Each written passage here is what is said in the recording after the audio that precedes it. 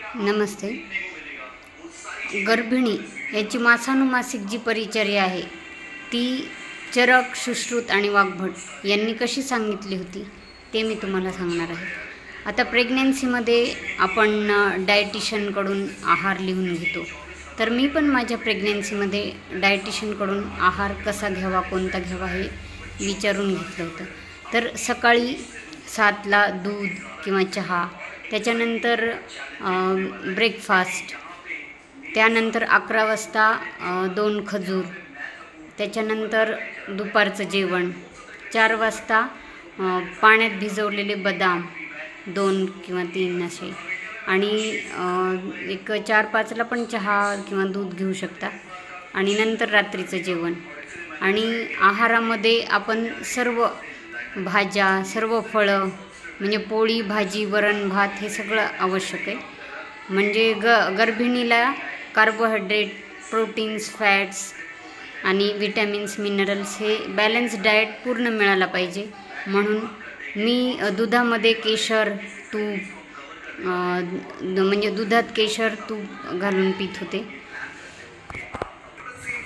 आता चरकाचार्यांनी गर्भिणीला काय मासानुमासिक प्यायला खायला द्यावं त्याबद्दल सांगितलेलं आहे.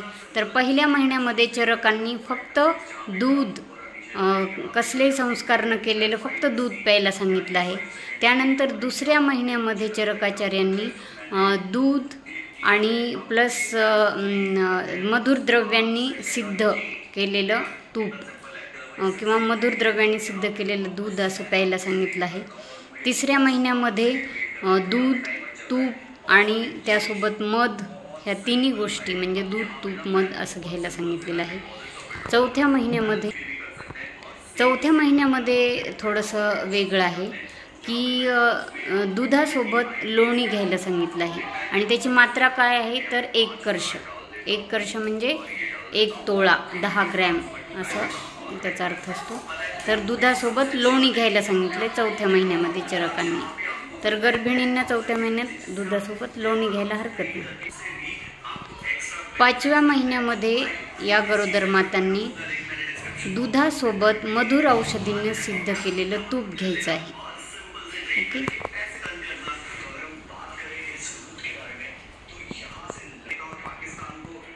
आता इथपर्यंत आपण पाहिलं. 5व्या, 6व्या आणि 7व्या ह्या तिन्ही महिन्यात सेम आहे. 5व्या, 6व्या, 7व्या महिन्यामध्ये गर्भिणींनी दुधासोबत मधुर औषधींनी सिद्ध केलेलं तूप घ्यायचं आहे. हे चरकाचार्यांनी 5, 6, 7 ह्या तिन्ही महिन्यांना सेमच सांगितले. 8व्या महिन्यामध्ये चरकाचार्यांनी दुधासोबत तूप आणि यवागू, तूप पण घ्यायला सांगितले. दुधासोबत यवागू आणि तूप टाकलेलं, भरपूर तूप टाकलेलं यवागू दुधासोबत घ्यायला सांगितलेलं आहे. चरकाचार्यांनी 9व्या महिन्यामध्ये योनी पिचू सांगितलं आहे. म्हणजे पिचू म्हणजे योनीच्या ठिकाणी, म्हणजे जे वजायना असतं ना तिथे वजायनामध्ये एक कापूस असतो ना, त्याचा एक तेलात बुडवलेला असा पिचू वजायनामध्ये ठेवायचा, म्हणजे त्याला योनी पिचू म्हणतात. हे चरकाचार्यांनी 9व्या महिन्यात गर्भिणीला सांगितलेलं आहे. आणि त्याच्याचबरोबर अनुवासन बस्ती, अनुवासन आणि आस्थापन या 2 बस्ती असतात. त्यातली आस्थापन म्हणजेच निरूह बस्ती ही काड्याची असते, परंतु चरकाचार्यांनी काड्याची बस्ती सांगितलेली नाही गर्भिणीला. तर त्यांनी अनुवासन म्हणजे तेलाचीच बस्ती फक्त सांगितली 9व्या महिन्यामध्ये. ही अनुवासन बस्ती ही मधुर औषधांनी सिद्ध असलेल्या तेलानंच अनुवासन बस्ती द्यायची आहे. चरकाचार्यांचं आपण पाहिलं. आता आपण सुश्रुताचार्यांनी गर्भिणीला कशी परिचर्या द्यायला सांगितली ते आपण पाहू. की सुश्रुताचार्यांनी पहिल्या 1, 2 आणि 3 म्हणजे पहिल्या, दुसऱ्या, तिसऱ्या महिन्यामध्ये गर्भिणीने फक्त मधुर स्निग्ध शीत असे द्रव्य घ्यावीत असं सांगितलेलं आहे. सुश्रुताचार्यांनी 4थ्या महिन्यामध्ये हृदय अन्न घ्यायला सांगितलं आहे, कारण की सुश्रुतानुसार हृदयाची निर्मिती 4थ्या महिन्यात होते असं सुश्रुताचार्यांनी सांगितलं आहे. म्हणून रुद्ध अन्न हे 4थ्या महिन्यात घ्यायचं आहे आणि जांगल मांस रस पण गर्भिणीनं 4थ्या महिन्यात घेतला तर चालतो.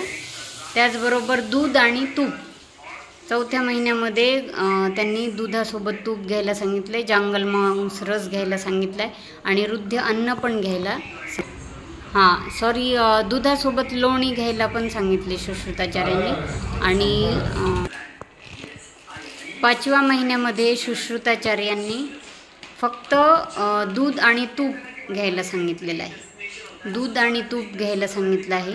त्यानंतर जो 6वा आणि 7वा महिना आहे त्याच्यामध्ये यवागू आहे. तर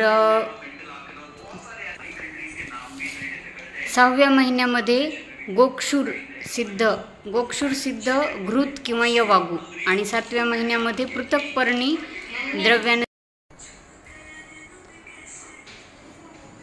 आता सुश्रुताचार्यांनी 6 आणि 7व्या महिन्यात गोक्षूर 6व्या महिन्यात गोक्षूर सिद्ध घृत किंवा यवागू का सांगितले आहे, तर गोक्षूर हे मूत्रल आहे आणि 6व्या महिन्यापासून गर्भिणीच्या पायावर सूज यायला सुरुवात होते आणि तिचं BP पण वाढण्याची शक्यता असते. त्याच्यामुळे गोक्षूर हे मूत्रल द्रव्य त्याच्यामुळे BP पण कमी होऊ शकतं आणि पायावरची सूज ते पण कमी होऊ शकते. म्हणून गोक्षूर सिद्ध घृत किंवा यवागू सुश्रुताचार्यांनी 6व्या महिन्यात सांगितले आणि पृथक्पर्णी सिद्ध घृत किंवा यवागू 7व्या महिन्यात सांगितले. आणि 8व्या महिन्यामध्ये त्यांनी आस्थापन बस्ती सांगितलेली आहे, आस्थापन दोन्ही पण सांगितले. 8व्या महिन्यामध्ये आस्थापन आणि अनुवासन दोन्ही बस्ती सुश्रुताचार्यांनी सांगितले आहे. आता चरकाचार्यांनी कसं 9व्या महिन्यात बस्ती सांगितली होती, ती पण फक्त अनुवासन बस्ती, पण सुश्रुताचार्यांनी 8व्या महिन्यामध्येच सांगितले आहे आणि आस्थापन आणि अनुवासन या दोन्ही पण बस्ती सांगितल्या आहेत. आता ती कोणती आहे, तर ती आस्थापन बस्ती जी आहे ती बदरोदक पललसहित अशी आस्थापन बस्ती द्यायला सांगितली आहे. आता हे वाग्भट्टाचार्य जे आहेत तर त्यांनी या दोघांपेक्षा थोडं वेगळं म्हणजे की त्यांनी नेहमीच दूध तूप आणि लोणी हे पूर्ण 9 महिने घ्यायला सांगितलेलं आहे. नवनीत म्हणजे लोणी दूध तूप असं पहिल्या 2ऱ्या 3ऱ्या महिन्यात आणि नेहमीच घ्यायला सांगितले. वाग्भट्टाचार्यांनी 8व्या महिन्यामध्ये क्षीरपेया घ्यायला सांगितली आहे आणि तीही तूप टाकून. पेया कशी घ्यायची, तर क्षीरपेया आणि तूप टाकून क्षीरपेया घ्यायची आहे. आणि आस्थापन बस्ती ही कोलची घ्यायची आहे, कोल म्हणजे जे बोर असतं ना त्याला आपण कोल म्हणतो, आणि त्याची आस्थापन बस्ती घ्यायची आहे. आणि मधुर द्रव्यांनी सिद्ध केलेल्या तेलाने अनुवासन बस्ती घ्यायची आहे. असं 8व्या महिन्यामध्ये. म्हणजे चरकांनी 9व्या महिन्यात बस्ती सांगितली होती, सुश्रुताचार्यांनी 8व्या महिन्यात सांगितली होती, परंतु वाग्भट्टाचार्यांनी दोन्ही पण 8व्या आणि 9व्या दोन्ही महिन्यात बस्ती घ्यायला सांगितलेली आहे. वाग्भट्टाचार्यांनी आणखी एक सांगितले की यवागू एकतर मांसरस घ्यायला सांगितलं आहे, ओदन, आणि स्निग्ध मांसरस ओदन आणि यवागू घ्यायला सांगितले आहे 9व्या महिन्यामध्ये. आणि 9व्या महिन्यामध्ये त्यांनी एरंड्य स्नेह जो आहे त्याच्या काढ्यानं आंघोळ करायला सांगितले आहे, स्नान.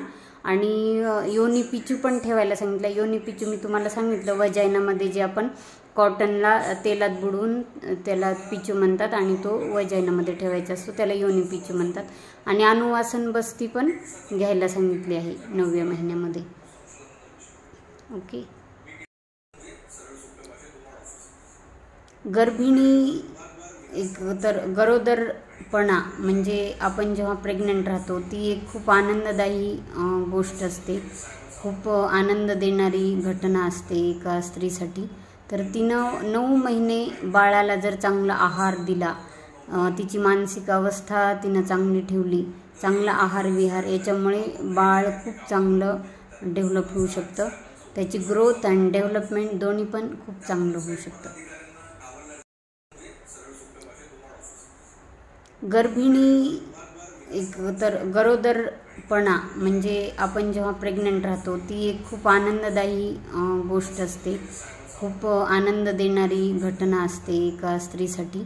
तर तिनं 9 महिने बाळाला जर चांगला आहार दिला, तिची मानसिक अवस्था तिनं चांगली ठेवली, चांगला आहार विहार याच्यामुळे बाळ खूप चांगलं डेव्हलप होऊ शकतं. त्याची ग्रोथ आणि डेव्हलपमेंट दोन्ही पण खूप चांगलं होऊ शकतं.